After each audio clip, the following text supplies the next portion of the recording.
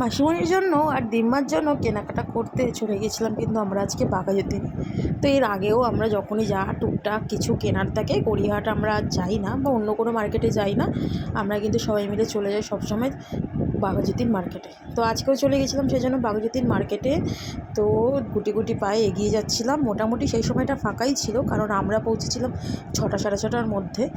তো গুটি গুটি পায়ে আমরা আস্তে আস্তে এগিয়ে যাচ্ছিলাম মোড়ের দিকে। আর সেইখানেই ছিল মনি স্টোর, যেখান থেকে আমরা বড় বড় কসমেটিক্স কেনাকাটা করি। তো সেখানে ছিল লম্বা একটা লাইন। তো কিছু উপায় না দেখে আমরা চলে গেলাম মনি স্টোরের অপোজিটে একটা দোকানে, একটা লরিয়েলের দোকানে। তো সেখান থেকে কিছু কসমেটিক্স কেনার ছিল মাসিমণির, তো সেই জন্য এই কিনতে চলে গেছিলাম সেখানে। তো সেখান থেকে একটা নিয়েছিলাম আমরা, একটা ল্যাকমির ফেস ওয়াশ নেওয়ার ছিল। আর তারপরে আমরা একটু পারফিউমও সিলেক্ট করে নিচ্ছিলাম কারণ একটা পারফিউমও নেওয়ার ছিল। আর তারপরে একটা হেয়ার কালারও নেওয়া হয়েছিল। আর এখানে বিলিংয়ের জন্য দাঁড়িয়েছিল মামুনি। তো বিলিং টিলিং করে আমরা চলে গিয়েছিলাম একটা শুয়ের দোকানে, যেখানে আমার বরমাসের একটু শু কেনার ছিল। তো চলছিল শু সিলেকশন, আর দোকানটার নাম ছিল শু লেদার। বাঘাযতীনের বেশ ফেমাস একটা দোকান। তো সেখানে আমরা শু দেখে নিচ্ছিলাম।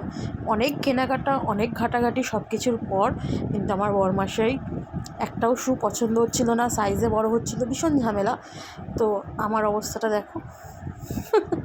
তো এইভাবেই কাটছিল, কেটে কেটে গিয়ে সময় কোনো রকম একটা শু নিয়ে আমরা চলে গেলাম একটা টেবিল ক্লথের দোকানে। এই টেবিল ক্লথটা পছন্দ হয়েছিল, তো এই টেবিল ক্লথটা কিনেছিলাম।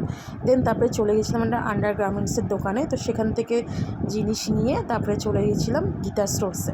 গীতা স্টোর্স কিন্তু বাঘাযতীনের 1 নম্বর ফেমাস দোকান, যেখানে দারুণ দারুণ শাড়ি, সব রকমের জিনিস পাওয়া যায়। তো আমরা গিয়েছিলাম শাড়িতে, সেখানে দিম্মার জন্য শাড়ি আমরা দেখে নিচ্ছিলাম।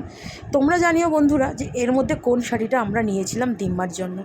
অনেকগুলো শাড়ি দেখেছিলাম, প্রত্যেক কটাই কালেকশন খুব ভালো। তো সেই শাড়ি অনুযায়ী আমরা চলে গিয়েছিলাম একটা পেটিকোটের দোকানে। সেখান থেকে একটা পেটিকোট নিয়ে নিয়েছিলাম, মানে হোয়াইট কালারের। আর দিম্মা যেহেতু ব্লাউজ বানিয়ে পড়ে সেজন্য উষা কাট পিস থেকে আমরা একটা ব্লাউজের পিস নিয়ে নিয়েছিলাম দিম্মার জন্য। তারপরে এই ফাস্টফুড সেন্টার থেকে আমরা কিছু খাবার দাবার নিয়ে বাড়ির দিকে রওনা দিলাম, কারণ প্রচুর গরম পড়েছে আর প্রচুর কেনাকাটাও হয়ে গিয়েছে। তো এই বাড়ির দিকে আমরা চলে আসলাম। এবার তারপরে খাওয়া দাওয়ার পালা। তো খাবার দাবার নিয়ে বসে পড়েছি। এখানে ছিল fish fry, chicken cutlet, chicken pakora. প্রত্যেকটার কিন্তু টেস্ট খুব ভালো। আর বাঘাযতীনে কিন্তু আমরা গেলেই দোকানটা থেকে প্রায় সময় খাবার নিই।